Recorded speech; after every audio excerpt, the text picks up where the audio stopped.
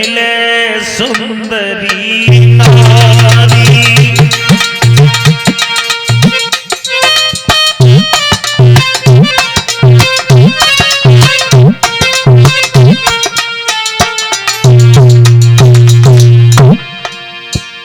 बहुत दुखी है महाराज,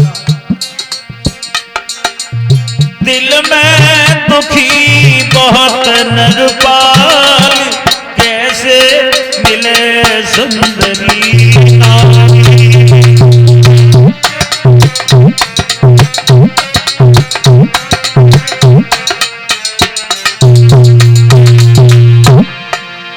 सोच रहे हैं मन में कैसी करें कहाँ को जावे।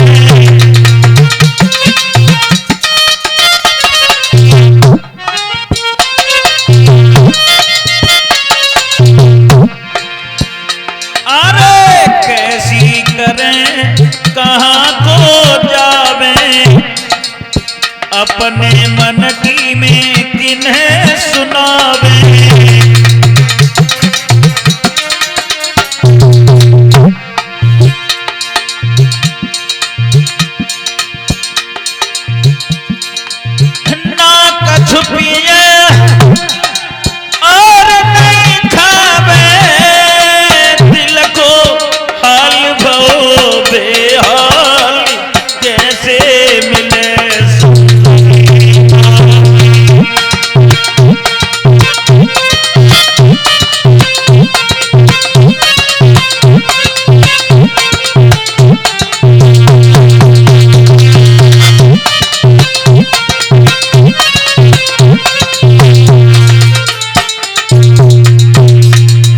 बहुत दुखी हैं महाराज, सोच रहे हैं मन में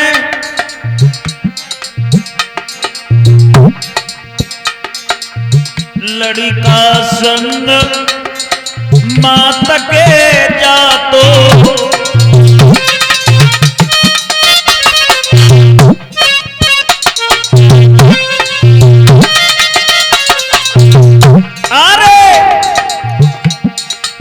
गंगा अपने 8वें पुत्र को लिए गई होती, ये लड़का अपनी मां के साथ चला गया होता। लड़का संग मात के जातो, मेरो आज विवाह हुई जातो।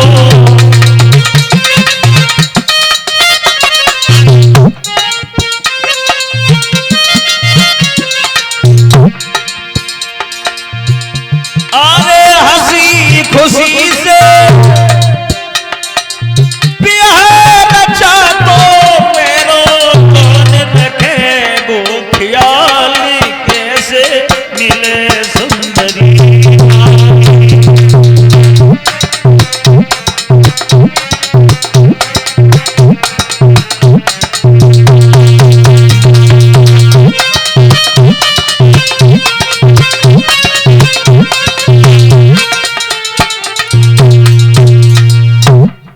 दुखी है महाराज।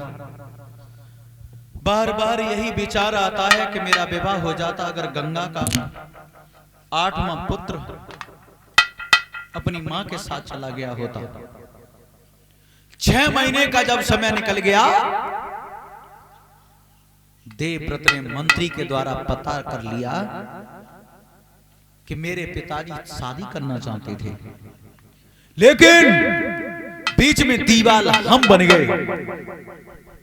घोड़ा पर सवार होकर के गंगा के किनारे पहुंच गए देवव्रत। हाथ जोड़ करके निषाद राज से कहा, तुम अपनी बेटी का विवाह हमारे पिताजी से कर दीजिए। मतलब शादी तुम्हारे पिता के साथ में हम कर तो देंगे, शादी के लिए हम उस दिन भी तैयार थे, आज भी तैयार हैं, लेकिन एक शर्त है। शर्त क्या है? निषाद राज बोले, शर्त यह है जो मेरी बेटी की संतान होगी वो राजगद्दी की मालिक बनेगी। देवव्रत विचार करने लगे, अब आया समझ में। मेरे पिताजी शादी करना चाहते थे, दीवाल हम बने बैठे हैं। बोले कोई बात नहीं, शर्त मेरे पिता को स्वीकार नहीं थी, शर्त मुझे स्वीकार है। अरे राजगद्दी पर हम बैठते वैसे, और पिताजी की शादी की बात है तो राजगद्दी पर नहीं बैठेंगे, लेकिन विवाह कर दो। निषाद राज कहने लगे चलो मैंने मान लिया तुम राजगद्दी पर नहीं बैठोगे, आगे चल करके तुम्हारी संतान ने मेरी बेटी की संतान से राजगद्दी छीन ली तो उसका जिम्मेदार कौन होगा? तुम क्षत्रिय हो और तुम्हारी जो संतान होगी वो भी क्षत्रिय होगी। मेरी बेटी की संतान से तुम्हारी संतान ने राजगद्दी छीन ली, फिर देवव्रत कहने लगे कोई बात नहीं, अगर तुम्हें मेरी संतान से भय है तो मैं अपनी मां गंगा की सौगंध उठा करके कहता हूं आजीवन कुंवारा रह करके जीवन व्यतीत करूंगा, कभी नारी जाति का चेहरा नहीं देखूंगा ताकि मेरे संतान हो जाए। बोलो अब तैयार हो? बोले अब तो तैयार हैं, तो तैयार है, ना तैयार है तो तैयार है, अब जरूर करेंगे ब्याह। मेरे भगवत श्रोताओं, निषाद राज शादी के लिए तैयार हो गए। शांतनु महाराज ने जब ये सुना कि मेरा बेटा शादी के लिए जिद कर गया, दौड़ करके आए, आते आते अपने बेटा को गोद में उठा लिया। देवव्रत तुमने मेरी एक छोटी सी खुशी के चक्कर में अपने सारे जीवन की खुशियों को दांव पे लगा दिया। राजगद्दी के लिए लोग लड़ लड़ के मर जाते हैं तमाम, और तुमने राजगद्दी को ठुकरा दिया।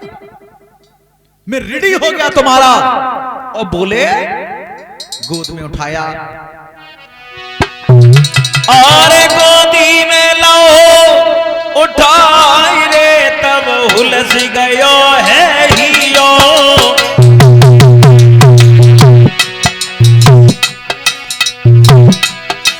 और सोच समझ के बाप ने लल्ला को दियो।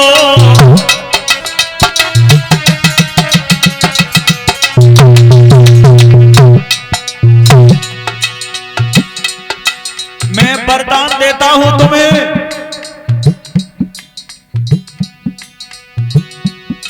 आज के बाद तुम्हारा नाम देवव्रत नहीं रहेगा। वरदान दिया मेरे लालन तेरी लखी मात की सोच, तेरी इच्छा अनुसार होएगी मौत। हम इच्छा मृत्यु का वरदान देते हैं तुम्हें। संसार चाहे एक तरफा होकर के लड़ जाए, तुम तब तक नहीं मरोगे जब तक खुद नहीं चाहोगे। इच्छा मृत्यु का वरदान दिया, और नाम आज के बाद तुम्हारा देवव्रत नहीं रहेगा, नाम बदलता हूं तुम्हारा। बोले भैया देवव्रत बदल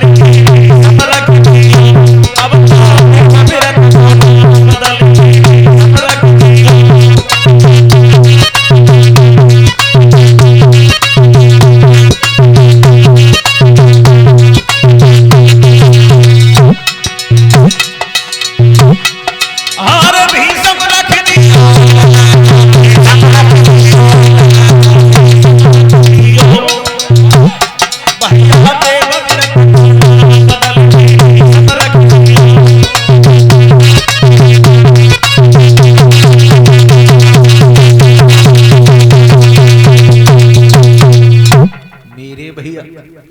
ये कहा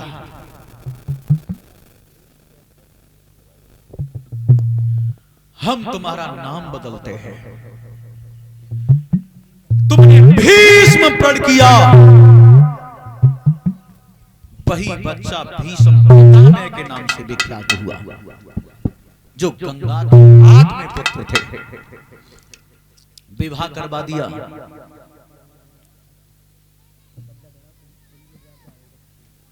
आज के जमाने में कोई है ऐसा जो इतना बड़ा त्याग कर पाए? देखिए परीक्षित महाराज, नेक अगर काऊ ने मेड़ काट लई और दूसरे को जब नंबर आओ तो हैरो तो मेड़ कटवा तो फिर पूरी।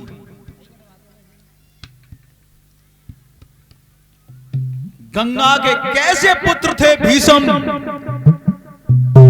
अपने पिता की खुशी के लिए राजपाट छोड़ दिया, आजीवन ब्रह्मचारी रहने का भीष्म प्रण किया, अखंड प्रण।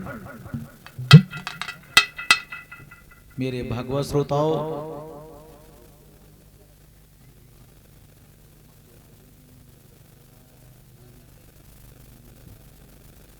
भक्तों, सत्यवती के 2 पुत्र हुए हस्तिनापुर के आंगन में, चित्रांगद और विचित्रवीर। चित्रांगद को गंधर्वों ने घेर के जंगल में खत्म कर दिया।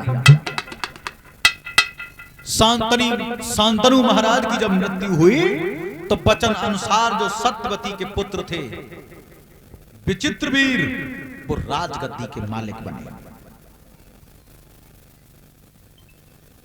मेरे भगवत श्रोताओं,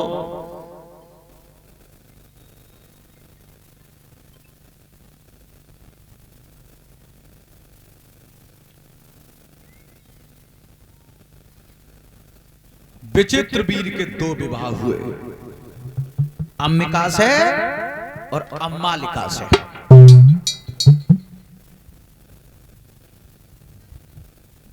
धीरे धीरे समय गुजरता चला गया।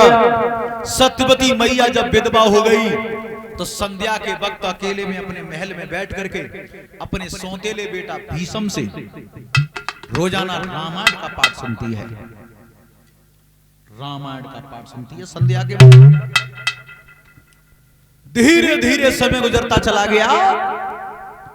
एक दिन की बात, विचित्रवीर महाराज अपने आंगन में पलंग पर बैठ करके भोजन कर रहे थे महल में। अंबिका और अम्मालिका दोनों रानियां भोजन करा रही थी विचित्रवीर महाराज को।